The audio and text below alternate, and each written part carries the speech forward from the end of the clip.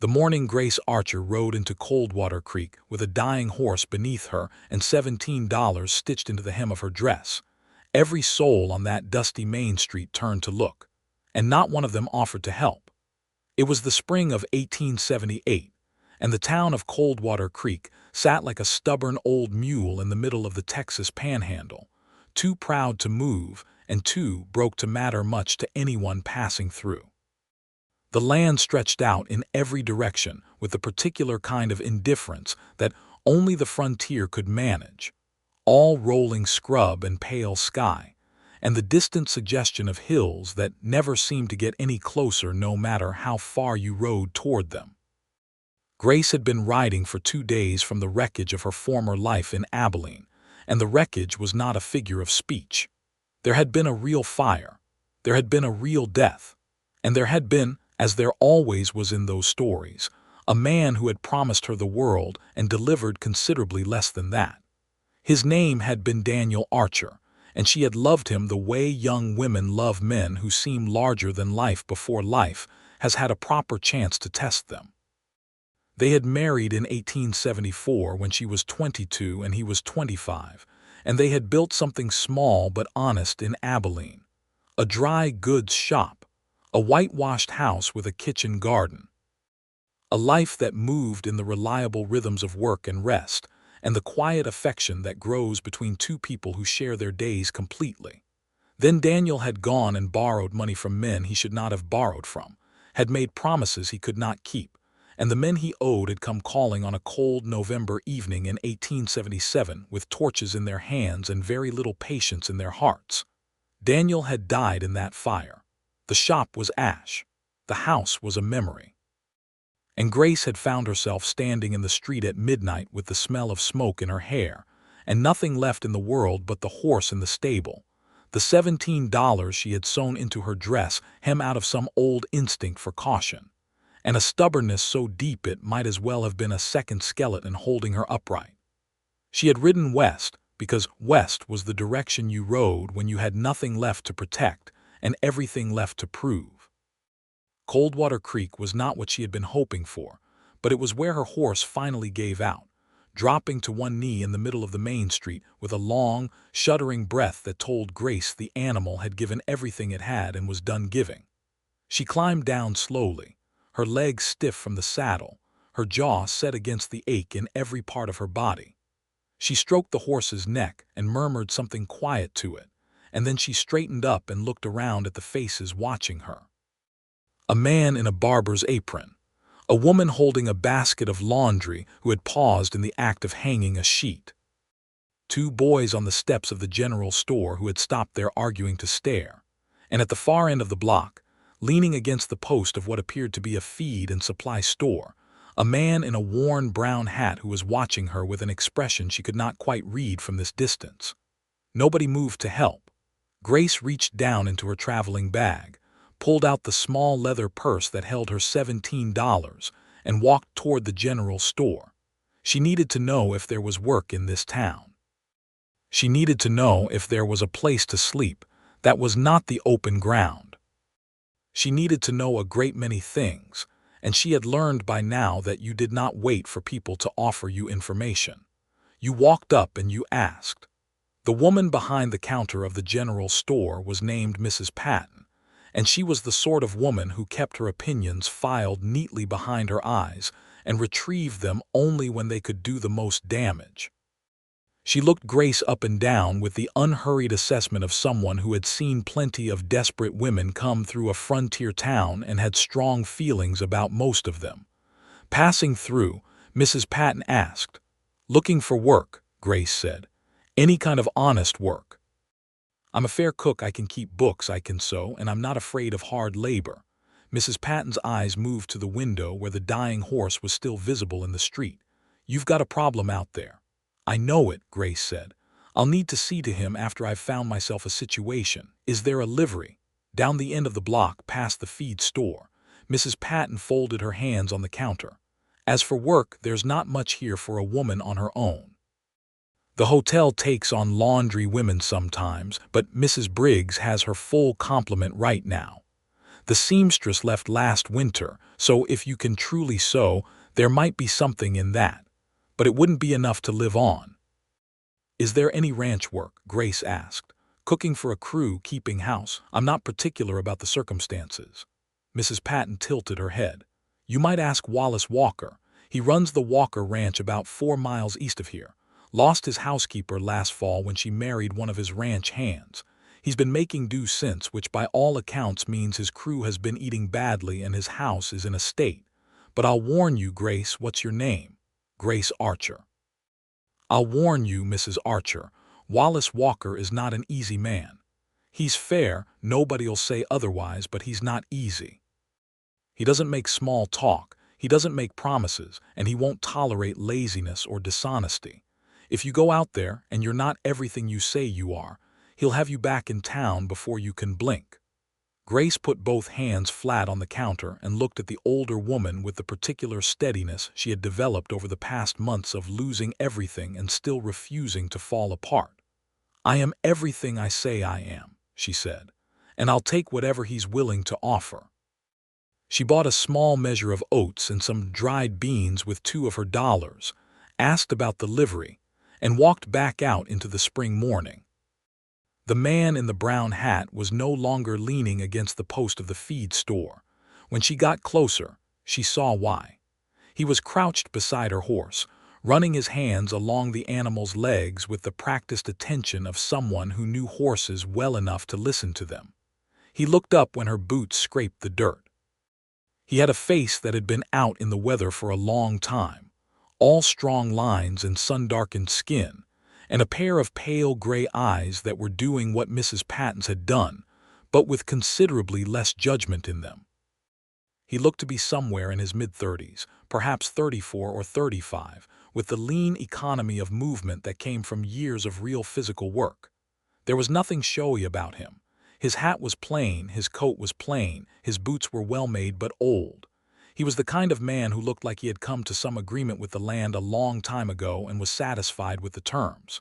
She's spent, he said, straightening up. Not foundered, just exhausted. She'll need rest and water and easy care for a week or 2. She'll come back.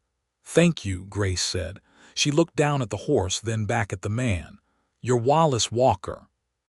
Something shifted in his expression, not quite surprise, but close to it. Mrs. Patton, he said. She mentioned you might need a housekeeper. I might, he said. He was studying her the way she had seen men study new land, looking for the flaws before they decided whether it was worth working. You've come a long way. From Abilene, she said. I'm a widow. My husband died last November. I have good references from before the fire took everything, but no letters to hand you because the fire did take everything. What I have is $17, my 2 hands, and a very serious desire to work. He was quiet for a moment. A wagon rolled past on the street, raising a small cloud of dust. Somewhere down the block a horse knocked against a hitching post. The sky was enormous and pale blue and completely indifferent to all of it. I need a cook, he said. For myself and 6 ranch hands, 3 meals a day. I need the house kept in order and the laundry seen to and someone to manage the kitchen garden through the growing season. I can offer you room and board, your own room in the house, and $12 a month. Grace did the arithmetic quickly. $12 a month was not lavish, but it was honest, and room and board in a ranch house was better than the single room she could afford in town, even if she spent all $17 at once. More than that, it was work. It was something to do with her hands and her mind, something to fill the days that had been achingly empty since November. I accept, she said. I can start today if you're ready for me. He looked at her for another moment. I'll see to your horse, he said. I have business in town this morning. Meet me here at noon and we'll ride out. He said it simply, as if the matter were settled, and then he looked down at the horse again with that same careful attention. And Grace had the oddest feeling standing there in the dust of Coldwater Creek's main street that something had just begun that she did not yet have words for. She spent the morning doing what she could. She found the livery and made arrangements for her horse using some of her remaining dollars. negotiating a reduced rate since Mr. Walker was apparently known there, and she mentioned his name. She bought herself a proper meal at the small eating house near the hotel, the first hot food she had eaten in 2 days, and she sat at the rough wooden table and ate it with the solemnity of a woman who understood that she could not pour from an empty vessel. She washed her face and hands at the pump outside and retied her dark hair and put herself back together as best she could, which was what she did. It was, she had come to understand, the primary skill that kept her alive. Not writing or cooking or keeping books, but this, the constant, determined act of putting herself back together. At noon, she was standing in front of the feed store with her traveling bag at her feet and her spine straight, and Wallace Walker came around the corner of the building leading 2 horses, her own bag already tied to one of them alongside supplies he had apparently collected during his morning in town. He had a big bay gelding for himself and a quieter roan mare that he gestured toward without comment. They rode out in the direction of the East Hills in a silence that was not uncomfortable, exactly, but which had a certain weight to it. The land opened up around them as they left the town behind, the scrub flattening into long grass, and the sky asserting its dominance in the way it did out here, taking up so much more of the world than you expected. Grace watched a pair of hawks riding a thermal high up in the blue and thought about Daniel for a moment, not with grief, but with something more complicated than that. Gratitude for what had been good, sorrow for what had been lost. And something else beneath that, something she was not quite ready to name, which was the first faint flicker of possibility that came with being somewhere entirely new. "How long has the ranch been in your family?" she asked, because the silence had gone on long enough and she was not a woman who let silences govern her. 12 years, he said. I came out here in '66, right after the war, bought the land cheap and built on it slow. He paused. I was 23, so he was 35 now. She did the arithmetic without meaning to. 3 years older than her, which felt like a perfectly reasonable gap, the kind that meant nothing at all. "Did you fight?" she asked. "Union," he said. "You don't have to worry, I'm not carrying anything bitter from it." "I wasn't worried," she said. "I was just asking." Glanced at her sideways, and there it was again, that thing she couldn't quite read in his expression. "You're direct," he said. "I find it saves time," she said. Something at the corner of his mouth moved. It might have been the beginning of a smile. "It does," he agreed, and they rode the rest of the way in a silence that felt considerably easier than the one before it. The Walker Ranch came into view gradually, the way things did out here in the open land, giving you time to form an opinion before you arrived. It was not the grandest operation she had ever seen, but it was solid. A main house of rough-hewn timber and whitewashed plaster, 2 stories, with a long covered porch running across the front. A barn that was larger than the house and in better repair, which told her something about the man. A bunkhouse set back from the main house by a decent distance. Corrals with good fencing. A kitchen garden that had survived the winter badly and was currently in a state of optimistic confusion. The old plants from last year not yet fully cleared away, and the new ones struggling up through the debris. 3 dogs came bounding out to meet them as they rode into the yard, and Grace noted with interest that they were not aggressive dogs but greeting dogs, which also told her something. A ranch where the dogs ran out happy meant a ranch where they were treated well, and a man who treated his dogs well was a man worth paying attention to. The ranch hands appeared from various directions, drawn by the sound of arriving horses. There were 6 of them, as advertised. A man named Henry, who was the foreman, and who had the careful eyes of someone who had learned to assess situations quickly. A young man of perhaps 19 or 20 named Pete, who was openly curious about Grace in the uncomplicated way of young men who hadn't yet learned to disguise it. And 4 others who were introduced as Tom, Cal, Domingo, and Old Silas.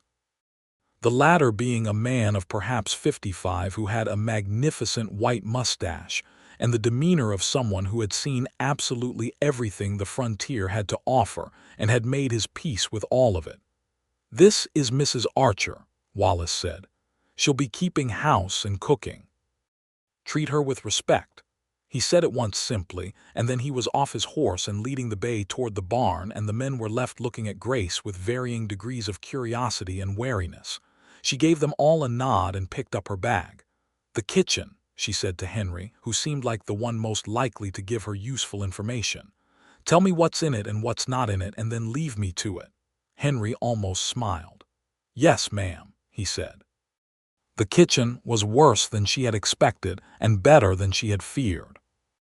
The range was a good one, a proper iron cookstove that would have cost real money, and it had been kept reasonably clean even if everything around it had been allowed to fall into a state of gentle chaos. The larder had the staples: flour and cornmeal and dried beans and salt pork and a barrel of molasses, but it had been depleted in a haphazard way that suggested people helping themselves to whatever was easiest to hand rather than cooking with any real plan. The kitchen garden, she had already seen, would need a week of serious attention before it produced anything useful. She rolled up her sleeves and started. The first meal she made for the Walker Ranch was a simple thing: beans cooked long and slow with salt pork and onion, cornbread baked in the iron pan, and a dried apple pie that she put together with the methodical confidence of someone who had cooked many hundreds of them. When the men came in for supper and sat down to it, the silence that followed was the particular kind that meant appreciation rather than disapproval. "Lord," said Pete, and then seemed to remember there was a woman present and added, "Begging your pardon, Mrs. Archer." "Don't beg mine," Grace said, pouring coffee. "Beg his if you feel you need to." Old Silas let out a laugh that was more of a bark, sudden and surprised, and after a moment even Henry was smiling. Grace went back to the kitchen and began making a list of what she would need from town and what she could grow herself and how long it would take to bring the kitchen garden back to something useful, and she felt something settling in her, something very quiet and very steady. It was purpose. She had not had it in so long that it took her a moment to recognize it. Wallace Walker came in after the hands had gone to the bunkhouse. He sat down at the table without ceremony, and she put a plate in front of him because she had kept one warm for him, and he looked at it for a moment and then looked at her. "You didn't have to wait," he said. "I needed to make my shopping list anyway," she said. "I'll need to go to town or have someone go for me by the end of the week. The larder is short in some key things." "Make your list and give it to Henry," he said. "He rides in Thursday." He looked at the food and then began to eat, and Grace turned back to the washing up, and they were quiet together in the warm kitchen for a while. The lamp made a small yellow world of the room, and outside the Texas dark pressed against the windows, and somewhere the coyotes were starting their nightly conversation. "It's good," he said, finally, meaning the food. "It'll get better when I have what I need," she said. He was quiet again. She could hear him eating, the small sounds of a man at a table alone, and she thought about how long he must have been living like this, in a house full of labor and empty of anything softer. "Mrs. Patton told me about your husband," he said. "I'm sorry for it." Grace kept her hands in the wash water. "Thank you," she said. "It was a hard winter." "I imagined so." She turned and looked at him directly, because she believed in directness, and also because she wanted to see his face when she said what she was about to say. "I want you to know that I'm not here out of desperation that will evaporate when things get easier. I'm not going to find a better situation and disappear on you. I need steady work, and I intend to give you steady work in return. And if that suits you, then I'd like to stay through at least the full growing season and see how we get on."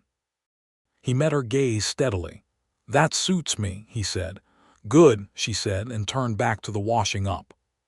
She went to her room that night, the small but clean room at the back of the house that had been the housekeeper's room before her, and she lay in the dark for a while listening to the sounds of the ranch settling around her. The creak of the house, the distant movement in the barn, the coyotes, the wind, and she thought that this was a place where a person could work and breathe and perhaps, in time, begin again. She did not let herself think beyond that. Not yet. The days fell into a rhythm that Grace found, to her own surprise, deeply satisfying. She was up before dawn to start the stove and have coffee ready and biscuits in the oven by the time the hands came in from their first hour of morning chores. Breakfast was a real affair, because men who worked as hard as these men did needed real fuel, and she cooked eggs when they had them, and bacon and gravy. And there were always biscuits because biscuits were the thing that made everything else feel like a proper meal rather than just fuel being loaded into a machine. Then the men were gone to their work, and the house was hers. She cleaned with the methodical energy of someone who understood that a well-kept house was not vanity but infrastructure, the kind of thing that made everything else work better. She tackled the kitchen garden with the grim determination of a general reclaiming lost territory, pulling the winter debris and turning the soil, and laying out the planting rows with the string and stakes she found in the barn. Pete, who was perhaps 19, and had that eager puppy quality of young men who haven't yet decided who they're going to be, started appearing in the garden during his morning break to ask if there was anything she needed done, and she put him to work so efficiently that he seemed both alarmed and gratified. Wallace noticed. She caught him watching her in the garden one morning from the far side of the fence, and he had the look of a man doing quiet accounting, adding up what he saw against what he'd expected and finding the sum surprising. "You didn't expect me to last the week," she said, not looking up from the row she was planting. "No," he said honestly, "I didn't." "What changed your mind?" "The pie," he said, and she looked up then, and he was completely serious, which made it funnier than if he'd been joking. She bit the inside of her cheek to keep from smiling. "The pie," she repeated. "A woman who can make a pie like that in an unfamiliar kitchen with the ingredients she had available is a woman who can solve problems," he said. "That's what I need, someone who can solve problems." She sat back on her heels and looked at him. The morning sun was coming at him sideways, and his shadow stretched long across the ground, and he was standing with one hand on the fence post in that easy way he had, and she thought for one unguarded moment that he was quite a fine-looking man, and then she pressed the thought down into the soil like a seed she wasn't ready to water yet. "I can solve problems," she said. "That's well established." "I know it," he said, and pushed off the fence post and walked back toward the barn. It was in those early weeks that she began to understand him better. Wallace Walker was not a talkative man, but he was not an uncommunicative one. He spoke when he had something to say, which was more often than she had first expected, and what he said was always worth listening to. He had opinions about the land that were almost philosophical, views about cattle that were practical to the point of poetry, and a deep, quiet respect for the men who worked for him that showed itself not in grand gestures, but in the accumulation of small, reliable ones. He paid fair wages. He listened when his foreman spoke. He never asked a man to do something he wouldn't do himself. And when old Silas was laid up for 3 days with a bad back in the second week of Grace's employment, Wallace was the one who sat with him in the bunkhouse in the evenings and played cards and made sure he had what he needed. Grace watched all of this with the careful eyes of someone who had learned the hard way that a man's character lived in his ordinary moments rather than his exceptional ones. She also watched the way the land was affecting him. He loved it, that was plain. Not in a sentimental way, not the way people who had been born somewhere soft loved the frontier as an idea, but in the complete, unglamorous way of someone who had given years of physical labor to a place and watched it give back. On evenings when the light was right, she would see him stand at the edge of the porch and look out over the land with an expression that was as close to peace as she had ever seen on a human face. And she understood that expression in her bones, because it was what she felt in the kitchen garden, the particular satisfaction of things growing where you had put them. The first time they really talked, truly talked rather than exchanging the useful pleasantries of employer and employee, was on a Thursday evening in mid-April, 3 weeks after she had arrived. It had been a hard day. A storm had come through in the afternoon, fast and violent, the way spring storms in the Panhandle could be, and it had torn a section of the barn roof, and scattered the kitchen garden's careful new planting with hail and wind. Grace had spent the tail end of the storm inside the back door watching her work being undone with the particular controlled anguish of someone who knows that grief is pointless but cannot entirely stop feeling it. When the storm passed, she had gone out to assess the damage and found, to her surprise, that it was not as bad as she'd feared. The more established plants had mostly survived. The losses were at the edges. Wallace found her replanting by lantern light. "It'll wait until morning," he said. "I know it will," she said, pressing a seed into the dark soil with her thumb. "But I'm awake and there's light enough." He was quiet for a moment. Then, to her complete surprise, he crouched down beside her and picked up the dibber and began making holes in the next row for her to follow.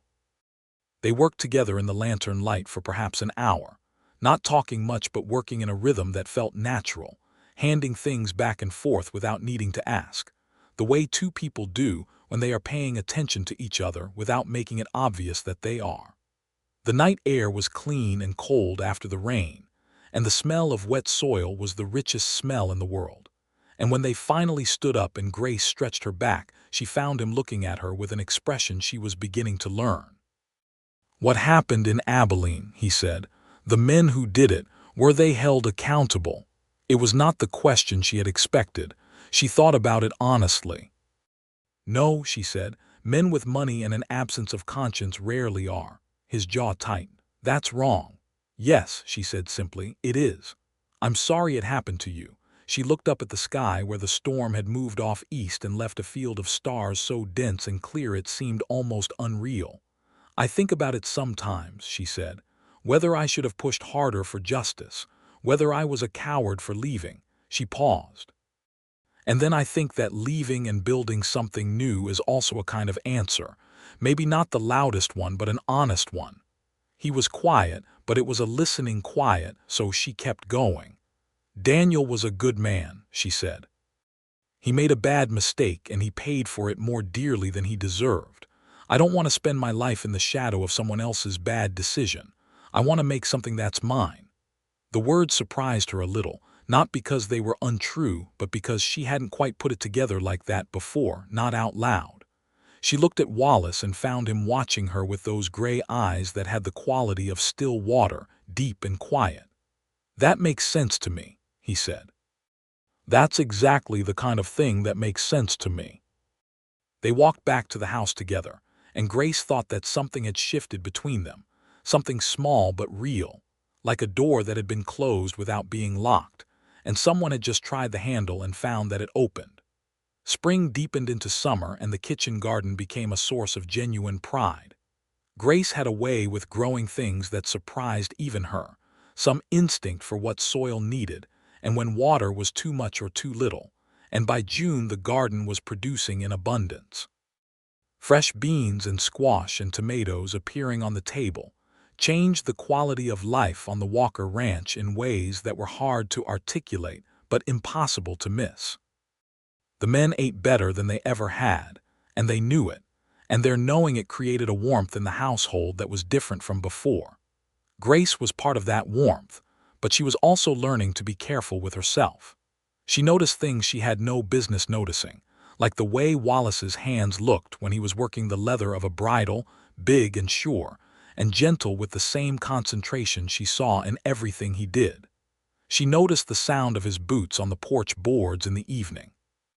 She noticed that he had started coming to supper later, after the hands had gone, not to avoid them, but because he had found that the time in the kitchen after they left was a good time, a quiet time, and she had not told him to leave.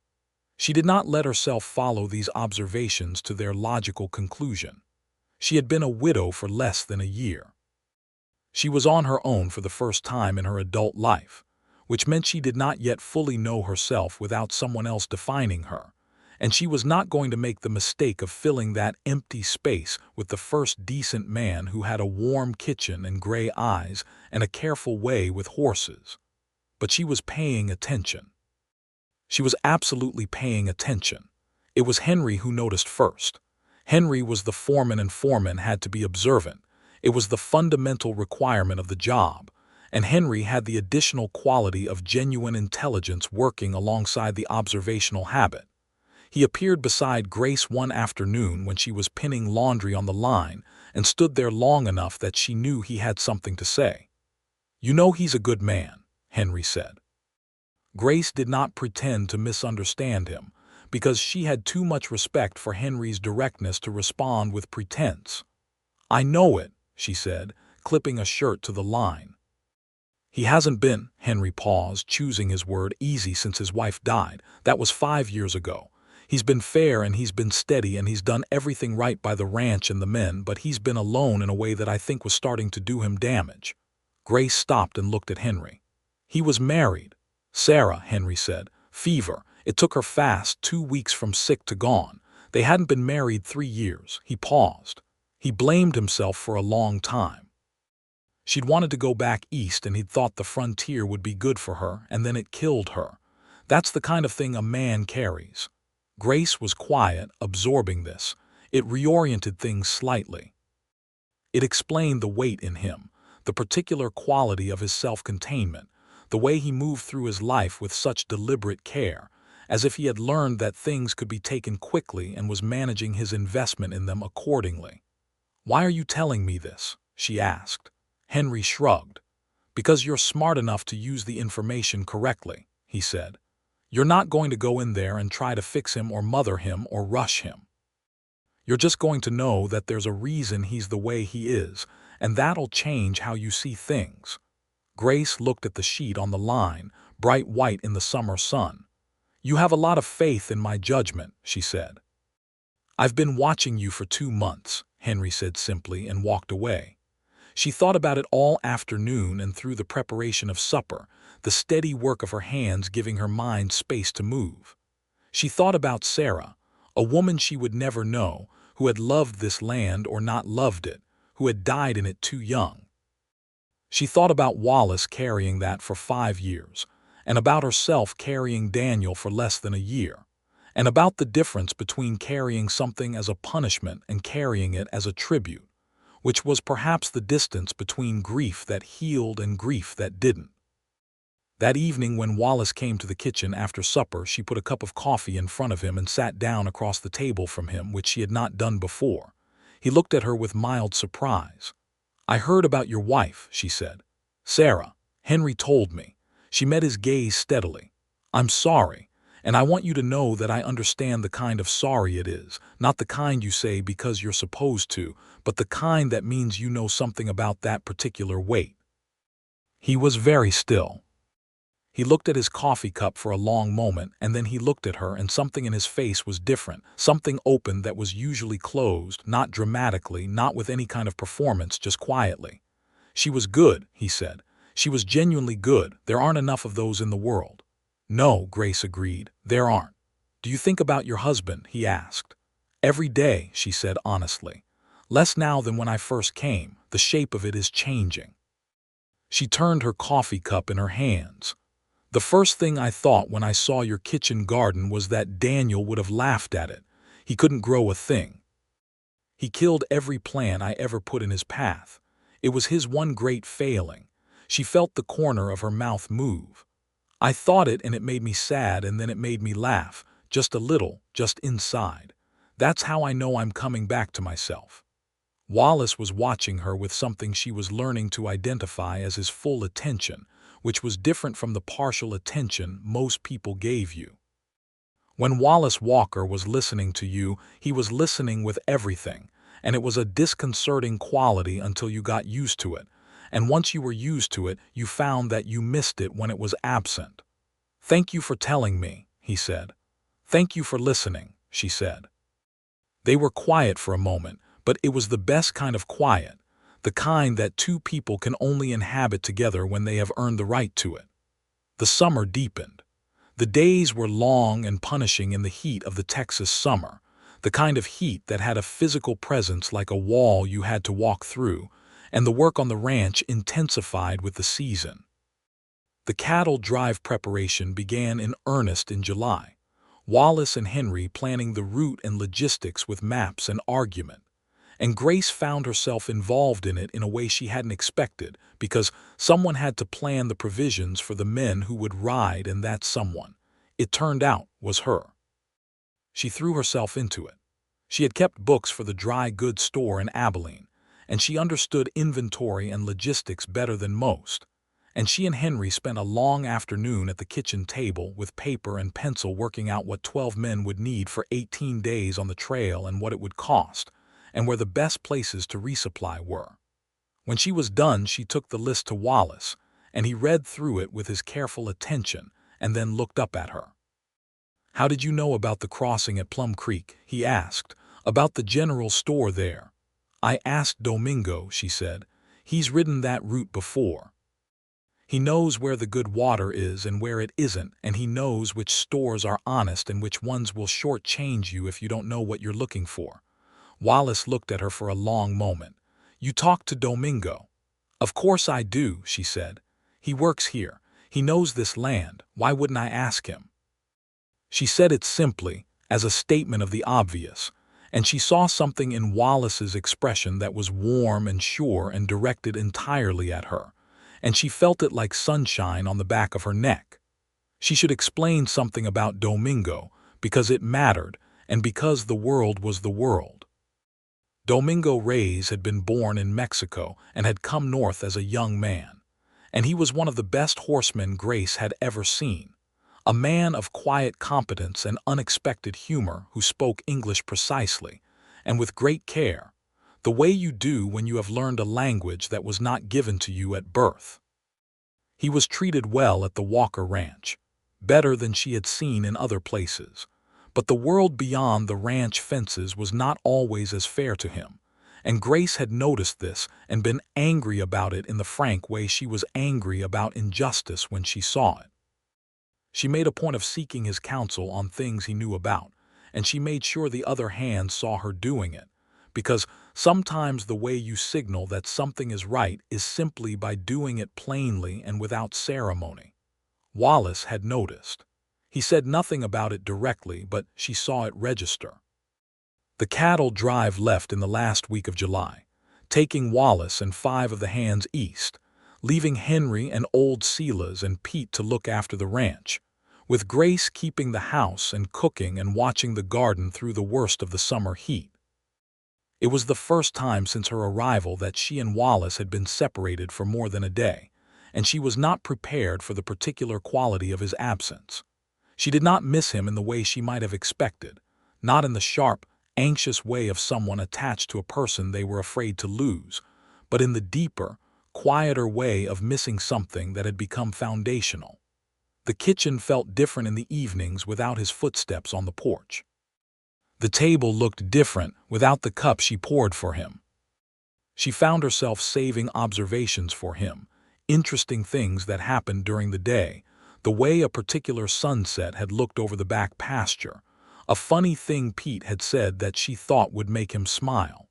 She was collecting these things to give him, and that impulse told her things about herself that she was now ready to hear. She was falling in love with Wallace Walker. She had been falling in love with him for weeks, possibly from the moment he had crouched in the street and laid his hands on her exhausted horse with that careful, unhurried tenderness. She was doing it, and she was going to stop fighting it, because fighting it was exhausting and she was tired, and she had worked hard enough this summer to earn the right to something warm. She also knew that she was not going to say anything, not yet, not until she was sure it was real, and not just the loneliness of summer and the absence of the familiar. She had learned her lesson about rushing. She had learned that the things worth having were worth waiting for and worth being certain about. He came back in the second week of August, the cattle sold and the men trail-worn and the horses thoroughly tired, and the ranch erupted in the particular happiness that comes from a successful enterprise. Grace had a pot roast in the oven because she had been watching for them since morning, tracking the dust cloud that rose from the south. And when the men came into the kitchen, she had everything ready, and the gratitude of exhausted men for a real meal was one of the most satisfying things she had witnessed. Wallace was the last to come in. He stood in the kitchen doorway and she turned from the stove and they looked at each other across the room. "Good trip?" she asked. "Better than expected," he said. "We got a better price than I projected." He paused. The kitchen garden held up. "Better than expected," she said, and something in the echo of the phrase made both of them aware of it, and he almost smiled, the full version, not the quarter of a smile she usually got, but something closer to the whole thing. "I have something for you," he said, and she blinked because she had not expected that. He went back to the porch and came back with a small wrapped parcel, brown paper and twine, and set it on the table. "There was a bookseller in Abilene. You mentioned once that you liked to read." She had mentioned it once in passing, 3 weeks before the drive. She had not expected him to retain it. She unwrapped the parcel carefully and found 2 books, a poetry collection and a novel, both well chosen if he knew anything about what she liked, which apparently he did because she had mentioned her preferences in that same conversation and he had been listening. She put her hand flat on the covers and took a breath. "Thank you," she said, and her voice was slightly different than usual, lower and quieter. "I thought you might want something for the evenings," he said simply. She looked up at him and he was looking at her with that full attention again, and this time there was something in it she had not seen before, or perhaps she had seen it and not let herself acknowledge it until now. It was the same thing she felt when she collected observations to share with him. It was the same as the feeling of his absence in the kitchen evenings. It was the same as the warmth on the back of her neck. It was mutual then. She could see it clearly, and the seeing of it was not frightening but something more like arriving somewhere you had been traveling toward for a long time. She said nothing. The moment was not the right moment, not with the kitchen full of returning cowboys and the pot roast needing to come out of the oven. But she held his gaze for just a second longer than she needed to, and she let him see that she had understood, and then she turned back to the stove because supper was ready. September brought the changing of the light that made the Texas panhandle briefly, startlingly beautiful, the heat relenting, and the sky deepening to a richer blue, and the late-season garden giving its last extravagant yield before the cold. Grace threw herself into preserving, filling the larder with jars of tomatoes and beans and pickles, and a dozen varieties of preserved fruit, building a stockpile against the winter that gave her profound satisfaction every time she looked at it. She and Wallace had fallen into a pattern over the summer that was comfortable and warm and charged, in a quiet way, with something that hadn't been named. They ate supper together most evenings, the 2 of them at the kitchen table after the hands had gone, and they talked. They talked about the ranch and about history and about books, because he read 2 good books, and he had opinions about them that were thoughtful and occasionally surprising. They talked about the war and about the territory, and about what the coming of the railroad meant for places like Coldwater Creek. They talked about small things and large things with equal ease, and Grace found that she had not talked like this with anyone in a very long time, perhaps ever, and it was filling something in her that she hadn't known was empty. But they did not talk about what was between them. It was there, apparent to everyone on the ranch by now if the sideways smiles of the hands were any evidence, and it was growing, and they were both leaving it unnamed, which was perhaps a courtesy they were each giving the other, or perhaps a kind of cowardice, or perhaps simply the restraint of 2 people who had both learned that the things you rush are the things that break. It was a Saturday evening in late September, the kind of evening that was the best argument for staying on the frontier, all gold light and cool air, and the smell of the sage coming in off the open land when it finally happened. Not dramatically. Not with the kind of storm that good stories sometimes use to push reluctant people together. Just quietly, in the natural way of things that are ready. They were sitting on the front porch after supper, Grace in the old chair and Wallace leaning against the porch rail, watching the sunset go through its stages. The horses were quiet in the corral. The hands were in the bunkhouse. The dogs were asleep on the porch boards. It was the last evening of the growing season that she had asked for, the season's end, and she was conscious of it. "My agreement was for 1 season," she said. "I asked for the growing season, and it's nearly done." He turned from the sunset to look at her. "I know it," he said. "I've been thinking about what comes next," she said carefully. "So have I," he said. She looked at him directly. He was still and watching, and the last of the sunset was in his gray eyes, and she thought with perfect clarity, as she sometimes did in moments that mattered, that this was a man who had built something real in the world, not easily and not without cost, and that what he had built was worth being part of. "I'd like to stay," she said, "if the arrangement suits you. Through winter and into next season. I've invested enough in that garden that abandoning it feels like poor stewardship." She had put it practically, given him the practical door, but they both knew that wasn't what she meant, and they both knew that he knew it. He came off the rail and he stood in front of her chair, and he was looking at her with everything he had. All that full attention that she had come to understand was his specific gift to the people he trusted, and his voice was quiet and even and very sure. "Grace," he said, "I don't want you to stay for the season. I want you to stay for every season after." "All of them," he paused. "I want you to stay because this house is not what it should be without you in it, and because the evenings after supper are the best part of my day, and because I have been falling in love with you since April, and I am not interested in pretending otherwise anymore." Her heart was doing something complicated and entirely pleasant. She stood up, which put her closer to him than she expected, and she looked at him squarely, which was the only way she knew how to look at anything. "I should tell you," she said, "that I came here asking for 1 season of work. I was very clear about that in my own mind. 1 season. I was going to work through the summer and then reassess my situation and decide what to do next." She paused. "I did not account for you." "No," he said, with that almost smile that she had come to love the restraint of. "I have been in love with you since you crouched down in the street and spoke to my horse," she said. "I did not admit it to myself until July, but it started there." He reached up and took her hand, both hands, holding them with the same careful sureness she had seen him use with everything that mattered to him, and she felt the warmth of his palms like something she had been waiting for without knowing she was waiting. "I don't want to rush you," he said. "You've had a hard year and you're building yourself back, and I would never ask you to hurry that." "You're not rushing me," she said. "I'm 32 years old, Wallace, and I know my own mind. I've known it for some time." She looked at their joined hands. "I want to stay. I want to be here. I want all of it, the kitchen and the garden and the evenings and the hard work and all the rest of it, and I want it with you."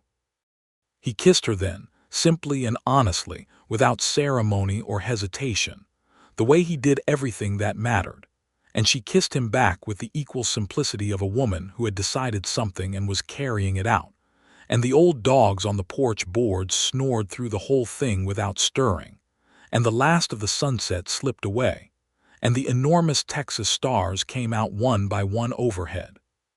He proposed to her properly 3 weeks later, on a Sunday morning when the ranch was at rest, and the early autumn air was clear and cold, and the kitchen smelled of coffee and the biscuits she had in the oven. He came downstairs in his good shirt, which she had noticed, and he put a ring on the table beside her coffee cup, a simple gold band that had belonged to his mother and that he had kept in a box in the top of his closet for 5 years, waiting, perhaps without knowing it, for the right moment. "I thought about a grand speech," he said, sitting down across from her. "I don't have one. I'm not built for it. What I have is this. I love you and I want to marry you, and I would be honored to share my life with you for the rest of it, if you'll have me." Grace picked up the ring and turned it in her fingers. It was a simple, beautiful thing, worn smooth on the inside from years of being worn by a woman who had lived her whole life in it. She felt the weight of its history and did not find it heavy. She found it right. "Ask me properly," she said, not because she was testing him, but because she wanted the words. She wanted to hear them and to carry them. He got out of his chair and went to one knee on the kitchen floor, which was slightly ridiculous and entirely earnest, and he looked up at her with those gray eyes that she had been reading for months and said, "Grace Archer, will you marry me?" "Yes," she said, immediately and without qualification. "Yes, Wallace, I will." She put the ring on her own finger, and then she reached down and took his face in both her hands and kissed him the way you kiss someone when you mean it absolutely. And the biscuits almost burned, and neither of them cared at all. They were married in November, exactly 1 year after the fire that had taken Daniel and everything else, and Grace stood in front of the small whitewashed church in Coldwater Creek on a cold, bright morning and thought about the way time worked, the way it could take everything and still, impossibly, give back. Not the same things, never the same, but new things, real things, things that were yours if you were brave enough and stubborn enough and honest enough to reach for them. Wallace stood beside her in his good coat with his hat in his hands, and he looked at her with such steady, open love that Mrs. Patton, who was watching from the front pew, was seen to wipe her eyes, which she denied afterward with great vigor. The whole ranch had come. Henry in a clean shirt he was visibly uncomfortable in, Pete with his hair aggressively flattened with water, Tom and Cal in old Silas, who wore his white mustache like a medal, and Domingo, who brought his wife Maria from her family's ranch 15 miles south, a small, fierce woman who had taken one look at Grace at the wedding and said, "Good. Someone with sense," which Grace took as the highest possible compliment. They were married in 15 minutes by Pastor Holden, who had a practical appreciation for brevity in the service of actual commitment, and then they walked out into the cold November sunlight as husband and wife. And the ranch hands hollered and the dogs barked, and someone who turned out to be old Silas produced a harmonica from nowhere and began playing something lively. And Grace Walker, as she was now, laughed out loud for the first time in a very long time. The real kind of laugh that comes from deep in the chest. And Wallace heard it and turned to look at her with an expression of pure, private joy that she knew she would carry for the rest of her life. Winter came hard to the Texas Panhandle that year, the way it did when the land decided to remind you who was in charge. The cold arrived in December with a north wind that stripped the last of the season's warmth away in a single day and left the ground iron-hard and the water troughs needing to be broken open each morning. The cattle moved to the winter pastures, and the ranch work took on its cold weather rhythm, harder in some ways and steadier in others. Grace thrived in it. She had the warm kitchen and the full larder and the house that she had spent a summer making into a home, and she had Wallace, who came to their bed each night with the cold on his coat and the smell of the barn on his hands, and who was warmer than any fire she had ever built. They talked in bed, the way that people do when the day is finally done and there is nothing left but honesty. She told him things she had not told anyone, about her childhood and her parents and the particular texture of the life she had grown up in. He told her about the war, carefully and selectively, the parts that could be spoken aloud, and about the early years of the ranch when he had been building it alone, and it had been harder than he had expected, and he had kept going anyway because he was constitutionally incapable of stopping. She understood that about him completely, because she was the same way. It was one of the things she loved most about him, and one of the things that had made her certain they were right for each other. Two people who did not stop were going to go somewhere, and going somewhere together was entirely better than going somewhere alone. By February, she knew she was pregnant. She knew it the way women know things about their own bodies, the small clear certainty of it before any outward sign, and she sat with the knowledge for a week before she told anyone, turning it over, feeling the shape of it. It was not frightening. She had thought it might be, given everything, given that Daniel had wanted children and they had not had them, and part of her had wondered quietly if she was the reason. But she sat with the knowledge of this new life, and what she felt was not fear but a deep, profound gladness, the kind that starts in the chest and works its way outward until you can feel it in your fingertips. She told Wallace on a Sunday evening when they were alone in the kitchen, and she watched his face as she said the words and felt her own heart expand at what she saw there. He did not say anything for a long moment. He stood up from the table and came around to her side and took her in his arms with a care that was entirely at odds with the size of what he was feeling, which she could feel in the tremor of his hands and the quality of his breath and the way he held her like something precious without holding her tight enough to hurt. "Are you well?" he asked, which was the first thing before any of the joy, just the checking that she was all right. And she thought that this was what love looked like when it was real and not performance, this immediate orientation toward the other person's safety. "I'm perfectly well," she said into the shoulder of his shirt. "I'm wonderfully well." He made a sound, low and quiet, that she had no precedent for and no name for, but she understood it to mean that he was happier than he knew how to express in language. "A baby," he said, like he was testing the reality of it. "Come October," she said. He pulled back to look at her, and his face was everything. All the usual reserve dissolved into something open and shining. "Grace," he said, and that was all. Just her name, in a voice that said everything the name could possibly hold. She reached up and put her palm against his face, and he turned his head slightly and pressed his lips against her palm.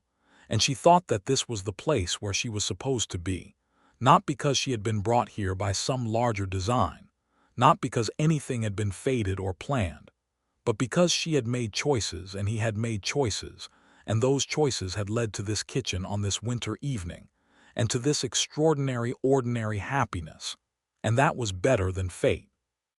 That was something they had built together. Spring came again. The kitchen garden came back to life with the authority of something that knew what it was doing. The perennials returning before the soil was hardly warm, and the new planting going in with the confidence of an established operation. Grace managed the early planting and the somewhat complicated position of being 6 months pregnant and increasingly opinionated about the placement of the tomato rows. And Pete, who was now 20 and no longer quite as puppyish though equally eager to be helpful, did the heavy digging while she directed with a combination of precision and good humor. Wallace watched this from the fence with an expression that Grace caught him wearing more and more often, a look of complete and uncomplicated happiness that sat on his usually composed face with the gentle surprise of something newly arrived and not yet taken for granted. Henry announced his engagement in May to a widow woman from the next county over named Clara, who came to meet everyone with the calm assessment of a woman who had been through enough to know exactly what she was looking for, and who pronounced the Walker Ranch satisfactory with the gravity of a ruling from the bench. Grace liked her immediately and completely. Clara was 40 and no nonsense, and cooked tolerably, and had 3 children from her first marriage who were all old enough to be more or less independent, and she and Grace fell into an easy friendship based on mutual directness and the shared experience of knowing who they were before anyone else got to define them. Old Silas declared it the best spring in 12 years and attributed it to the tomatoes, which everyone took as the highest compliment he was capable of delivering. The baby came on an October morning early, with the first chill of autumn in the air, and the kitchen garden having just been put to bed for winter. Wallace was with her, which in 1879 was not the universal practice, but was unambiguously his intention, and one he carried out with the same steady concentration he brought to everything that mattered. He held her hand and did not flinch and was exactly what she needed him to be, which she had known in advance but was still grateful to have confirmed. It was a boy. A boy with Wallace's gray eyes and Grace's dark hair, and an opinion about the world that he expressed loudly and immediately, filling the room with the particular shocking intimacy of a new voice. Grace held him against her chest and looked at his face, this impossible, complete new face, and felt something so large she had no container for it, something that was love and awe and terror and gratitude all at once, pressing against the inside of her ribs like it was trying to expand her. Wallace sat on the edge of the bed and looked at his son, and then at his wife with an expression that she knew she would hold inside her for every day of the rest of her life. "James," she said. "I'd like to call him James." "James," Wallace said, testing it. James Walker. He said the full name with quiet wonder, as if it were a new country he was learning to inhabit. They named him James Daniel Walker, the middle name for the man who had come before, not as a shadow or a complication, but as an acknowledgement that love was not a closed system, and that Daniel had been real and had mattered and deserved to be remembered. And Wallace had understood this completely, and without jealousy, because he was a man who understood that the past was part of a person, and that trying to erase it was the same as trying to erase the person. James Daniel Walker was a healthy, vigorous, determinedly curious child who began to assert a strong personality approximately 6 weeks after his arrival. He was interested in everything and frightened of nothing, which Grace found both delightful and exhausting, and he had a laugh that filled a room and a face that was, by the universal agreement of everyone who encountered it, absolutely devastating. The ranch absorbed him the way it absorbed everything, completely and without fuss. He was passed from hand to hand among the workers, spending mornings on Grace's back while she worked in the garden and afternoons in the barn with Domingo, who appointed himself the boys' informal education, in horses with a gravity that Grace found enormously touching. By the time James was 2, he could name every horse on the ranch, and had clear preferences among them that he expressed with the uninhibited directness of someone who had not yet learned social restraint. Henry married Clara in June of the following year, a proper wedding at the church in Coldwater Creek with most of the county in attendance, and Clara moved herself and her 3 nearly grown children onto the ranch, which required some renegotiation of space and responsibilities that they managed with the practical goodwill of people who had agreed on the important things.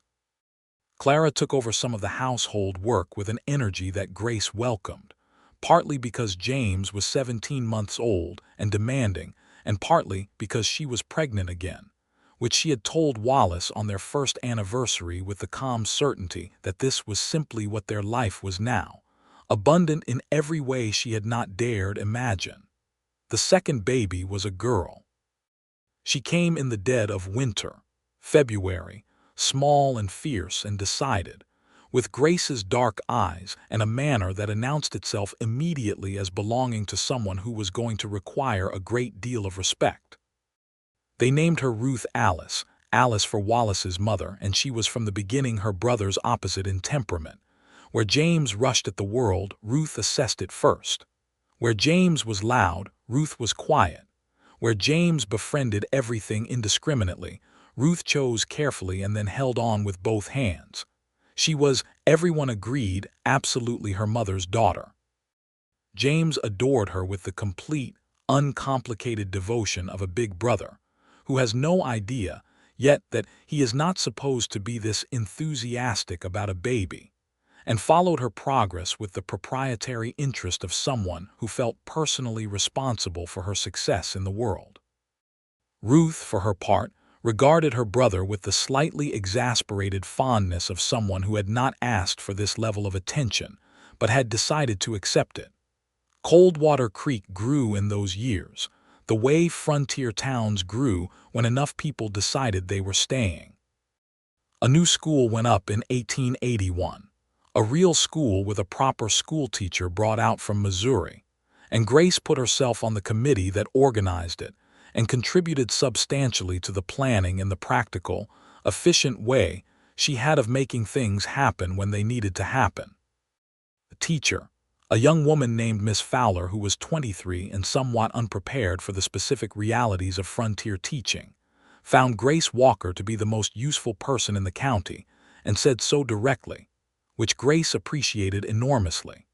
She was also, by this point, keeping books for 3 other ranches in the area and advising 2 more on their kitchen garden operations, which had evolved from informal conversations with neighbors into something closer to a small consulting practice.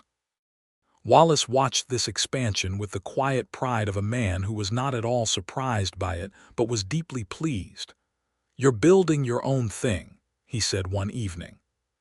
He meant it as a statement of fact, which was how he said things, but it was also clearly something that made him happy, not just tolerated or accepted, but genuinely, actively happy.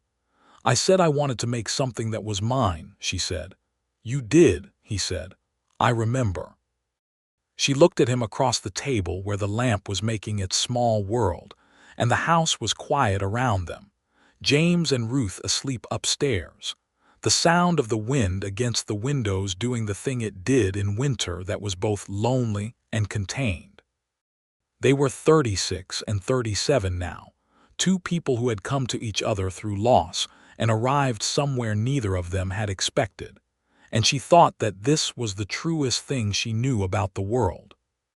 Not that it was fair, because it was manifestly not always fair, and not that it protected you, because it did not, but that it was, with sufficient stubbornness and sufficient honesty and sufficient willingness to keep going, possible to build something within it that was worth everything you had given to make it.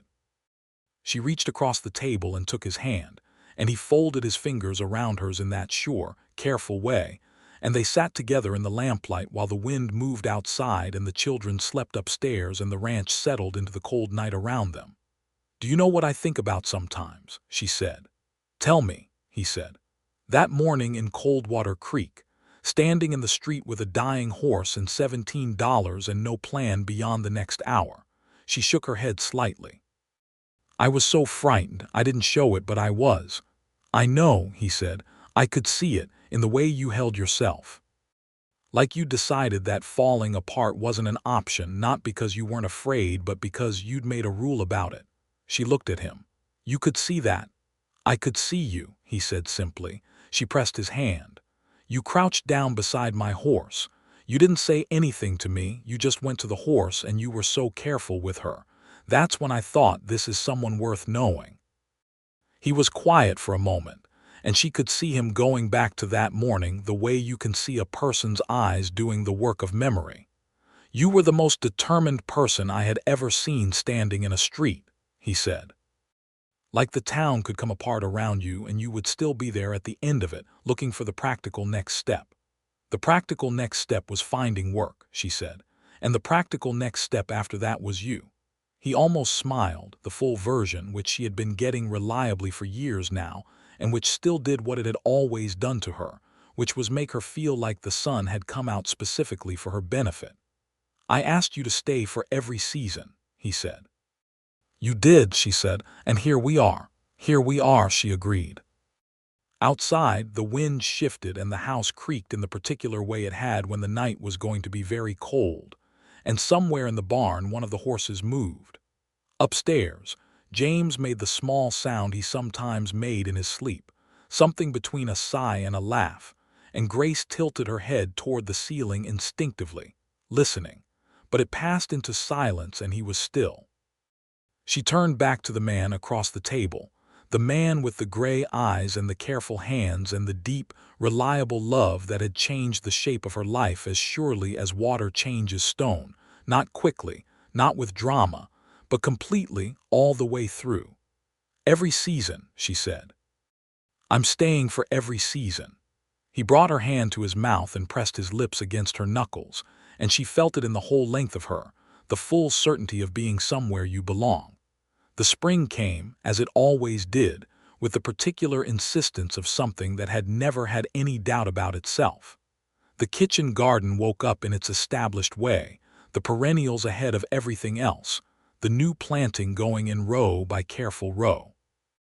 James ran through it at high speed until Grace caught him and redirected his energy to actual garden work, which he performed with more enthusiasm than precision. Ruth, at 2.5, sat in the dirt and examined individual seeds with an expression of profound scientific interest.